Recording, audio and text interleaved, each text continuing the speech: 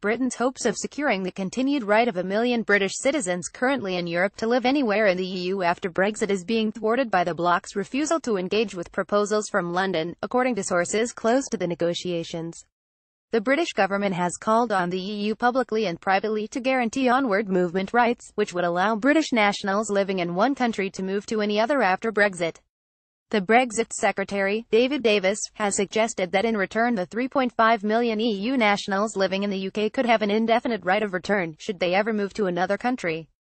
His proposal was not part of the UK's opening position paper on citizens' rights, but British negotiators shifted ground in an effort to reach an agreement.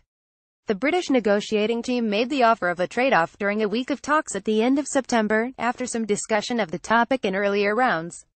Davis raised the issue publicly during a joint press conference with the EU's chief negotiator, Michel Barnier, on the 28th of September.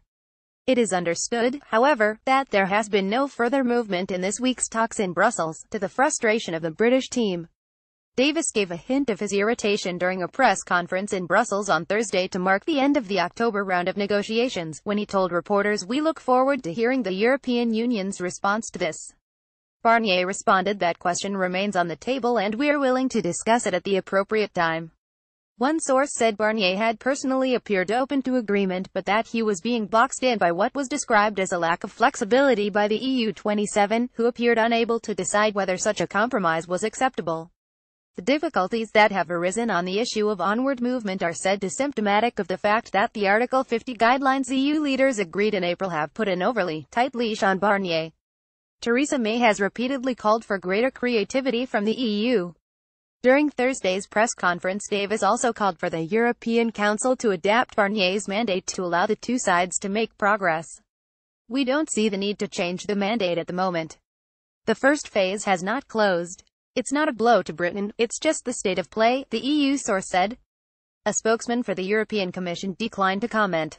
Jane Golding, the Berlin-based chair of British in Europe, who has been championing the cause of UK citizens who live in the EU, said the issue was extremely important for the livelihoods of those she represents, although she said she recognized that the EU needed time to respond. "A lot of people do cross-border work, who may need to move in the future due to work, and it is not just important to us but for EU nationals in the UK," she said. "We were told by both sides that we would be able to continue our lives as if Brexit had never happened. This is why we are campaigning for citizens' rights to be ring-fenced from the rest of the talks."